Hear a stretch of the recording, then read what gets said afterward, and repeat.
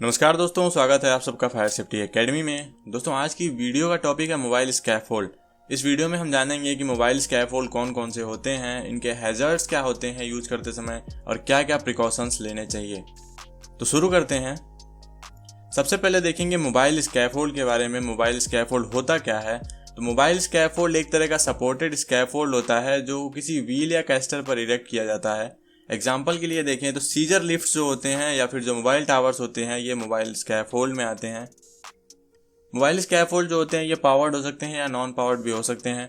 मतलब mobile scaffold को किसी इंजन से या किसी बैटरी से पावर दिया जा सकता है इसको मूव करने के लिए, या फिर मैनुअली इसे मूव किया जा सकता है। तो ये दो तरह के हो सकते हैं। जो मोबाइल स्कैफोल्ड होते हैं ये इस तरह से डिजाइन होते हैं कि आप इनको आसानी से एक जगह से दूसरी जगह पर ले जा सकते हैं।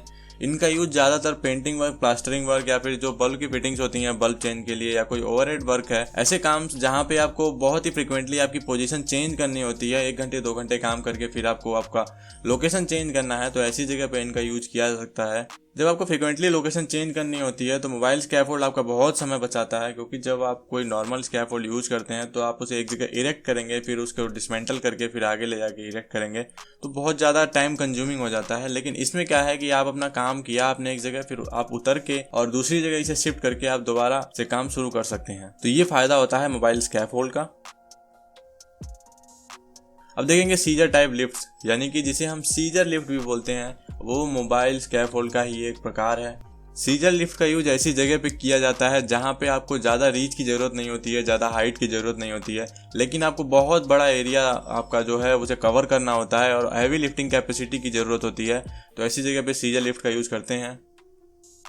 सीजर लिफ्ट का जो प्लेटफॉर्म होता है वो काफ़ी बड़ा होता है, जिससे काम करने में आसानी होती है और कोई भी हैवी मटेरियल अगर आप कंपेयर करें बूम लिफ्ट से तो ये ज़्यादा उससे इफिशियंट है लोड उठाने में। अगर सीजर लिफ्ट के मैन्योरिंग की बात करें तो बूम लिफ्ट की तरह इसका जो मोमेंट होता है वो होता है, लेकिन इसका जो प्लेटफॉर्म होता है ये सिर्फ ऊपर से नीचे की तरफ, यानी कि वर्टिकल मोमेंट होता है। आप ऊपर ले जा सकते हैं और नीचे ले जा सकते हैं।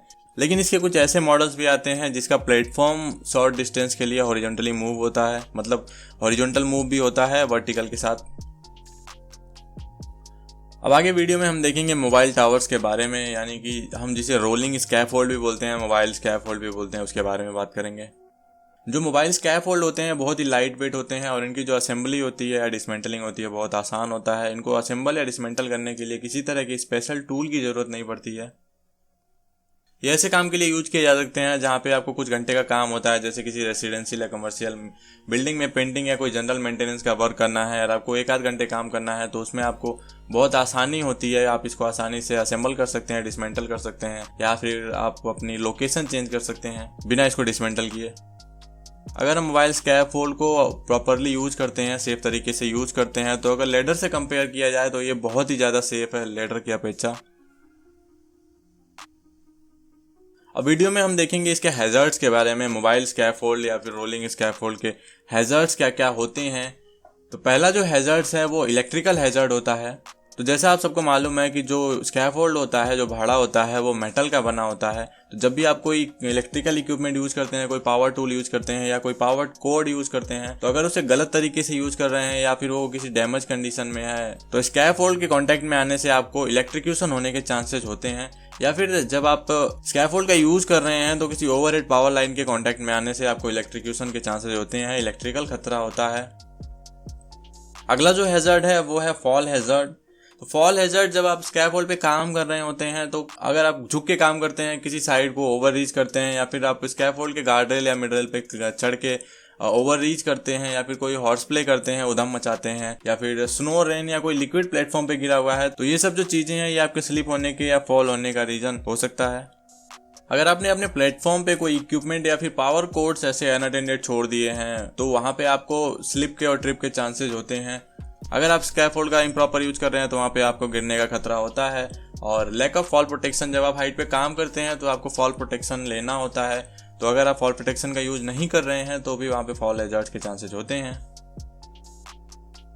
अगला जो हैजर्ड है वो फॉलिंग ऑब्जेक्ट हैजर्ड, यानी कि स्कैफोल्ड के ऊपर से कोई इक्विपमेंट का गिरना या फिर स्कैफोल्ड के कंपोनेंट का गिरना, या फिर ऊपर से किसी इक्विपमेंट को फेंकना, किसी कंपोनेंट को नीचे फेंकना, तो ये फॉलिंग ऑब्जेक्ट हैजर्ड हो सकता है। अगला जो हैजर्ड है वो आउटडोर इन्वायरमेंटल हैजर्ड है, यानी कि स्नो और रेन के कारण आपका स्कैफोल्ड प्लेटफॉर्म जो है वो स्लिपरी हो सकता है और आपके गिरने के चांसेस हो सकते हैं। अगर बहुत ही ज़्यादा हैवी विंड है तो फिर स्कैफोल्ड के टॉपल होने के चांसेस होते हैं। अदर स्कैफोल्ड हैजर्ड की बात करें तो स्कैफोल्ड पे ओवरलोडिंग करना, बहुत ही ज़्यादा सामान स्टोर कर देना उसकी कैपेसिटी से ज़्यादा, या फिर जो स्कैफोल्ड है उसके प्लेटफॉर्म से बाहर आप कोई सामान लटका के स्टोर कर रहे हैं तो वहाँ पे ओवरटर्निंग होने के चांसेस होते हैं या कोलैप्स होने के चांसेस होते हैं। जब आप किसी सीजन लिफ्ट को या मोबाइल स्कैफोल्ड को किसी अनइवन ग्राउंड पे सेट करते हैं या फिर उसे मूव करते हैं तो ऐसी कंडीशन में स्कैफोल्ड के ओवरटर्न होने के चांसेस होते हैं, पलटने के चांसेस होते हैं। स्कैफोल्ड को आप असेंबल करते समय या डिसमेंटल करते समय आपकी बॉडी पार्ट्स को क्रश्ड होने के या पिंच होने के चांसेस होते हैं, या सीजन लिफ्ट का यूज करते समय आपकी बॉडी के क्रश या पिंच होने के चांसेस होते हैं। स्कैफोल्ड का जब आप यूज कर रहे हैं तो उसके अगर व्हील लॉक नहीं है तो उसका एक्सीडेंटल मोमेंट होने का चांसेस होता है। अगर कहीं स्लोप है तो हो सकता है स्कैफोल्ड का एक्सीडेंटल मोमेंट हो जाए, वो अचानक अपने आप खिसकने लगे। अगला जो हैजर्ड है वो स्कैफोल्ड कोलैप्स है। स्कैफोल्ड कोलैप्स किसी भी रीजन से हो सकता है। स्कैफोल्ड कंपोनेंट फेलियर की वजह से स्कैफोल्ड कोलैप्स हो सकता है। अगर वर्कर कोई ऊपर काम कर रहा है प्लेटफॉर्म पे बैठ के या खड़ा है और आप स्कैफोल्ड को मूव करते हैं तो वहां पे स्कैफोल्ड के टॉपल होने के चांसेस होते हैं, ओवरटर्न होने के चांसेस होते हैं। अब आगे वीडियो में देखेंगे हम मोबाइल स्कैफोल्ड प्रिकॉशंस के बारे में, क्या क्या प्रिकॉशंस आपको लेने चाहिए अगर आप मोबाइल स्कैफोल्ड का यूज कर रहे हैं या फिर सीजर लिफ्ट का यूज कर रहे हैं। तो जब भी आप मोबाइल स्कैफोल्ड का यूज कर रहे हैं तो आपको ध्यान रखना है कि स्कैफोल्ड कैस्टर्स और जो व्हील होते हैं वो लॉक्ड होने चाहिए ताकि वो किसी तरह का एक्सीडेंटल मूवमेंट होने के चांसेस ना हो। बहुत सी जगह ऐसी होती हैं जहाँ पे हमें स्कैफोल्ड यूज करना होता है बट जो ग्राउंड सरफेस है वो अनइवन होता है, हमारा स्कैफोल्ड प्रॉपर बैलेंस नहीं हो पाता है, तो ऐसी जगह पे आप स्क्रू जैक टाइप का यूज करेंगे। जो व्हील्स में स्क्रू टाइप का जैक होता है उसका यूज कर सकते हैं स्कैफोल्ड को बैलेंस करने के लिए। स्कैफोल्ड को अगर आप मैनुअली फोर्स करके मूव कर रहे हैं एक जगह से दूसरी जगह पे तो आपको ध्यान रखना है कि आप जितना ज़्यादा हो सके बेस के क्लोज आप फोर्स करिए उसको, जो आपको धक्का दे रहे हैं वो बेस के क्लोज होना चाहिए। और 5 फीट की ज़्यादा से ऊंचाई पे आपको फोर्स नहीं करना है किसी भी मोबाइल स्कैफोल्ड को। मोबाइल स्कैफोल्ड को मूव करने के लिए किसी तरह के फॉर्कलिफ्ट ट्रक या सिमिलियर मोटर व्हीकल का यूज नहीं करना है या फिर कोई एड ऑन मोटर का यूज नहीं करना है। कुछ कंडीशंस में स्पेशली डिजाइन मोटर्स आती हैं, मोटर व्हीकल्स आते हैं या फिर एड ऑन मोटर्स आते हैं जिसको हम स्कैफोल्ड में जोड़ के उसका मूवमेंट कर सकते हैं। तो जब तक वो स्पेशली डिजाइन ना हो आपको स्कैफोल्ड को मूव करने के लिए उसका यूज नहीं करना है। स्कैफोल्ड पे आप जितने भी इक्विपमेंट का यूज कर रहे हैं, जितने भी पावर कोड्स का यूज कर रहे हैं वो सब प्रॉपर्ली इंस्पेक्टेड होने चाहिए, किसी तरह का डैमेज नहीं होना चाहिए और जितने भी इक्विपमेंट हैं वो प्रॉपर्ली ग्राउंडेड होने चाहिए। जो आप पावर कोड यूज कर रहे हैं, पावर लाइन यूज कर रहे हैं, उसमें किसी भी तरह के इक्विपमेंट को हैंग नहीं करना चाहिए। आपका जो प्लेटफॉर्म है वो हमेशा क्लियर और ड्राई होना चाहिए ताकि वहाँ पे किसी भी तरह के स्लिप ट्रिप के फॉल के चांसेस ना हो। जब आप लैडर उतर रहे हैं तो आपकी बॉडी के 3 पॉइंट्स कांटेक्ट मेंटेन करने हैं, यानी कि 2 हाथ 1 पैर या 2 पैर 1 हाथ आपको हमेशा कांटेक्ट में रखना है। जो भी वर्कर्स, जो भी एम्प्लॉय स्कैफोल्ड पे काम कर रहे हैं उन्हें पर्सनल फॉल प्रोटेक्शन का यूज करना है, फुल बॉडी हार्नेस का यूज करना है।